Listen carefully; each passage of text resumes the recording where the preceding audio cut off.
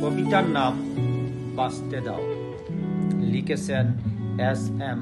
শরীয়তুল্লাহ। শ্রেষ্ঠ বিদ্যাপীঠ মাঠ প্রান্তরে মুহুর্মুহু গুলির আওয়াজ, খণ্ড খণ্ড স্লোগান আর লাশের দুর্গন্ধ।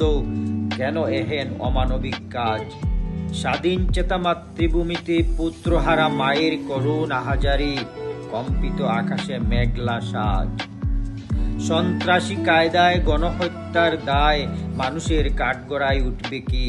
শুনবে কি জনজনানি অস্ত্রের টান? তবে কেন বীজ ডালা রাস্তার মুড়ি রক্তের বান? বুক টান করে দামাল ছেলেরা বলবেই গুলি করো, চালাও বুকে গুলি। আত্মবিশ্বাসী ওরা নয় হানাদার, নেই কি মনে পিপিলিকার বেঁচে থাকার অধিকার?